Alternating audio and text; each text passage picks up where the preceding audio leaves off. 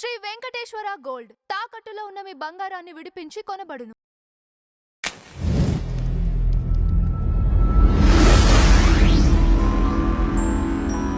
గణేష్ విగ్రహాలు ఏదైతే ఉందో ఇది మితిమీరిన స్వేచ్ఛ అనుకోవాలా, మితిమీరిన భక్తి అనుకోవాలా? ఈ గణేష్ విగ్రహాల విషయంలో ఒక అంటే తారాస్థాయి నెక్స్ట్ లెవెల్ అని అనుకోవచ్చు.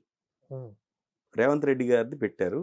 వెంటనే అది గొడవ రకరకాలు జరిగింది, తీసేశారు రేవంత్ రెడ్డి గారు. మీరు ఈ పుష్పది ఉంది చూసారా? అదో ఆ డెన్ పెట్టారు, ఆ సెటప్, ఆ స్మగ్లింగ్, వాటి ఆ లోపల నుంచి వెళ్ళిపోయి విఘ్నేశ్వరుని చూడటం ఏంటి అని చెప్పేసి ఇప్పుడు దాని మీద పట్టుకున్నారు. ఏంటి ఇది, గణేష్ని ఈ విధంగా చేస్తున్నారు? ఆ రోజు వినాయకుడిని చూసి నవ్వినందుకు చంద్రుడికి పార్వతీమాత శాపం ఇచ్చింది కదా. అవును. ఆవిడ గనక చూస్తే వీళ్ళందరికీ మళ్ళీ ఇంకో శాపం ఇస్తుంది. ఈ మండపాల నిర్వాహకులకి ఇలాంటి పైత్యం చూపించే వాళ్ళందరికీ జనరల్గా జరుగుద్దేమో. వీళ్ళు వీళ్ళు అనుకున్న భక్తి ఏదో రివర్స్ వీళ్ళకే అయిద్దేమో. మరి అంతే. ఇప్పుడు వినాయకుడు అంటే మరి అమ్మవారికి చాలా ప్రేమ. మరి ఆయన కొడుకుని అంత అవమానం చేస్తుంటే ఆవిడ చూస్తా ఎందుకు ఊరుకుంటారు? ఈ పాయింట్ బాగుందండి. ఓకే. సో ఇండైరెక్ట్ సెన్స్ లో వాళ్ళ భక్తే వాళ్ళకి కీడు చేసి భక్తి కదా, పైత్యం. అది పైత్యం. అదే ఇప్పుడు మనకి ప్రతి పండగకి కూడా ఒక పరమార్థం ఉంటుంది.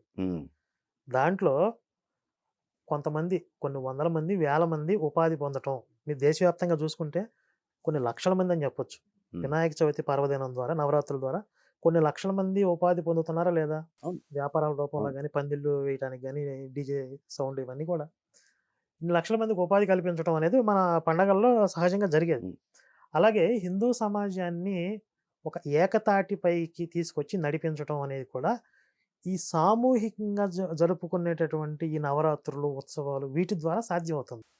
అమ్మవారి నవరాత్రులు కానీ, వినాయక నవరాత్రులు కానీ, వీటన్నిటి ద్వారా ఏంటంటే హిందువుల్లో ఒక ఐకమత్య భావన తీసుకురావటం. మనం అందరం భగవంతుడి యొక్క బిడ్డలం, అందరం ముందు, ఆ భగవంతుడి ముందు మనం అందరం సమానులమే అని ఒక భావన.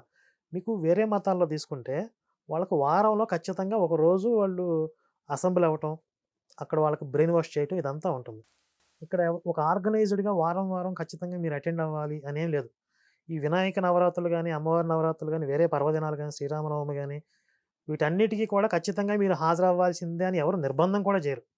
స్వచ్ఛందంగా ఎవరికి వారు పాల్గొంటే, అవకాశం ఉంటే పాల్గొంటారు, లేకపోతే లేదు, వాళ్ళ ఇష్టం అది.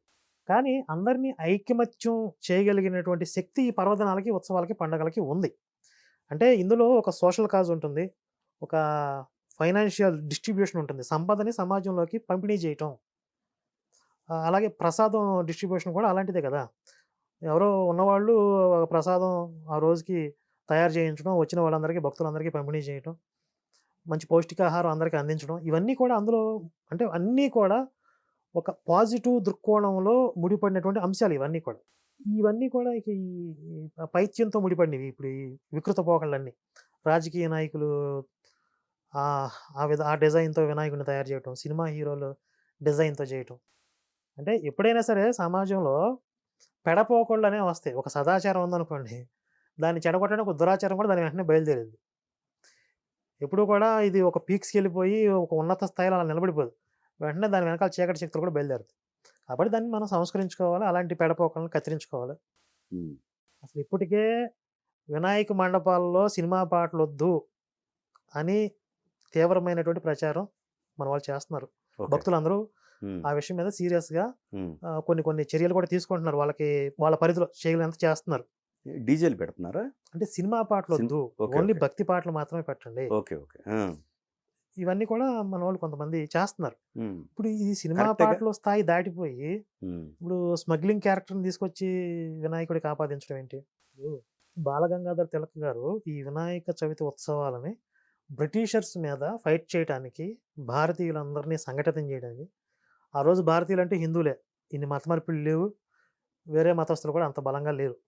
కాబట్టి హిందువులందరినీ సంఘటితం చేయడానికి, బ్రిటిషర్స్ మీద ఫైట్ చేయడానికి ఆ రోజు వాళ్ళకు ఉన్నటువంటి చట్టాలు అనుమతించట్లేదు. అంటే అందరినీ సంఘటితం చేయడానికి, ఒక ఉద్యమాన్ని రూపకల్పన చేయడానికి. కాబట్టి ఈ వినాయక నవరాత్రులు అనేటటువంటి ఒక విధానాన్ని ఆయన ఎంచుకున్నారు.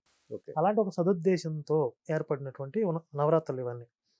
అంతకుముందు బహుశా ఎవరి ఇంట్లో వాళ్ళు వినాయకుడిని అర్చించుకునేటటువంటి విధానం ఉండుండొచ్చు. దీన్ని ఆయన ప్రాచుర్యంలోకి తీసుకొచ్చారు. అదొక మంచి కాజు. అలా ఒక మంచి కాజ్తో ఏర్పడినటువంటి ఉత్సవాలు ఇవన్నీ. ఉమ్.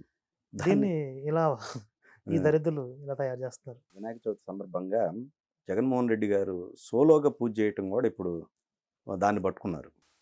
అది చేయకండి, అవమానించకండి అని చెప్పేసి హిందువులు మాట్లాడుతున్నారు. అవును. మీరు చేయకపోయినా పర్వాలేదు, హిందువుల మనోభావాలను దెబ్బతీయకండి అనేది వస్తుంది ఇప్పుడు బయటికి.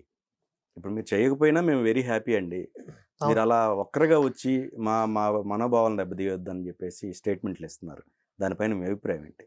కరెక్టే. అంటే ఆయన చేయగలిగితే భార్య సమేతంగా పాల్గొనేటటువంటి పూజలు కాబట్టి అలా చేయగలిగితే చేయండి. లేదంటే అసలు మేము క్రైస్తవులం, మాది క్రైస్తవ కుటుంబం, మేము దాని జోలికి రామని చెప్పండి. ఏదో ఒక సైడ్ ఉంటే బాగుంటుంది. అంటే ఇదంతా కూడా ఏంటంటే మళ్ళీ నేను హిందూ ఆచారాలను గౌరవిస్తాను, పాటిస్తాను, నాకు మతం లేదు అని హిందువుల్ని ఏమార్చడానికో, మభ్యపెట్టడానికో ప్రదర్శిస్తున్నటువంటి స్టంట్లు ఇవన్నీ కూడా అనుకునే అవకాశం ఉంటుంది. వాళ్ళు ఇప్పుడు హిందువుల్లో కొంతమంది అదే మాట్లాడుతున్నారు. హ్మ్. మీరు చేయకపోయినా పర్వాలేదండి, మీ మీద మాకు గౌరవం ఉంటుంది, హ్మ్. బట్ ఇలా చేయొద్దని చెప్పేసి వాళ్ళు ఇస్తున్న స్టేట్మెంట్లు అవి. బహుశా మరి ఆవిడ కరుడుగట్టిన క్రిస్టియన్ అయి ఉండొచ్చు భారతమ్మ. తనకి క్రైస్తవ భావజాలం ఎక్కువగా ఉండి ఉండవచ్చు. లేడీస్‌కి ఎక్కువగా ఉంటుంది. కొంతమంది బ్రెయిన్ వాష్ అయిపోతారు బాగా. వాళ్ళకి లేనిపోని భయాలన్నీ ఉంటాయి. ఇప్పుడు పాస్టర్‌లు ఏం చేస్తారంటే, ఆడవాళ్ళని గ్రిప్‌లో పెట్టుకుంటారు. అంటే వాళ్ళ క్రైస్తవ భావజాలానికి అనుగుణంగా. ఇప్పుడు నువ్వు హిందుత్వం సైడ్‌కెళ్తే, విగ్రహారాధన చేస్తే దేవుడికి ఉగ్రత వచ్చేసిద్ది, కోపం వచ్చేసిద్ది. ఏదో రకరకాల భయాలు పెడతారు ఆడవాళ్ళకి. ఓకే. అందుకే వైఎస్ఆర్ కూడా తిరుమల శ్రీవారికి పట్టు వస్త్రాలు ఇచ్చేటప్పుడు ఆయన ఒక్కడే ఎళ్ళేవాడు. విజయం వచ్చిన సందర్భాలు ఉన్నాయో లేవో నాకు గుర్తులేవు. బహుశా ఉంటే ఒకవేళ చాలా రేర్ అనుకుంటా. ఈ ఆడవాళ్ళకి ఎక్కువ భయాలుంటాయి. ఓకే. అందుట్లో ఇప్పుడు ఈ మధ్య షర్మిలమ్మ కూడా వాళ్ళ కొడుకు పెళ్లిలో ఏదో హిందూ విధానాలను అనుసరించిందని చెప్పి క్రైస్తవులు టార్గెట్ చేశారామెని. ఉమ్. నువ్వు ఒక క్రైస్తవురాలు అయ్యుండి పసుపు ఎట్లా పోస్తావు నీ కొడుక్కి అని చెప్పి ఆవిడని రకరకాల విమర్శలు చేస్తే, లేదు లేదు పసుపుకి హిందుత్వానికి సంబంధం ఏంటి? నేను మా పెళ్ళికి వచ్చినటువంటి అతిథుల్లో ఒక కుటుంబాన్ని మత మార్పిడి కూడా చేశాను. అంత పెద్ద క్రైస్తవురాలు నేనని చెప్పి ఆవిడ చెప్పుకుంది బయటకొచ్చి. ఉమ్. అంత రిలీజియస్‌గా ఉంటారాళ్ళు. ఓకే. మరి ఇప్పుడు హిందువులు గనక మా ఆచారాలను, మా విశ్వాసాలను ఎందుకు దెబ్బతీసేలాగా నువ్వు ఒక్కడివే వచ్చి కూర్చుంటావు పూజల్లో భార్య సమేతంగా కూర్చోకుండా ఒక్కడివే ఎందుకు వస్తున్నావు అని మాట్లాడారనుకోండి, ఏంటి ఇంత మతోన్మాదులా మీరు? ఇంత రిలీజియస్సా మీరు? అని చెప్పి హిందువులను టార్గెట్ చేస్తారు. ఎవరు రిలీజియస్? కొంచెం కళ్ళు తెరిచి చూస్తే అర్థమైద్ది. ఎవరు చేయమన్నారు? అసలు అవసరం లేదు కదా! కాబట్టి మరి ఆ పార్టీ పెద్దలు, సలహాదారులు జగన్ గారు ఆలోచించుకొని చేయగలిగితే కుటుంబ సమేతంగా చేస్తే మంచిది. లేకపోతే ఒక దండం పెట్టి ఇంట్లో కూర్చుంటే మంచిది.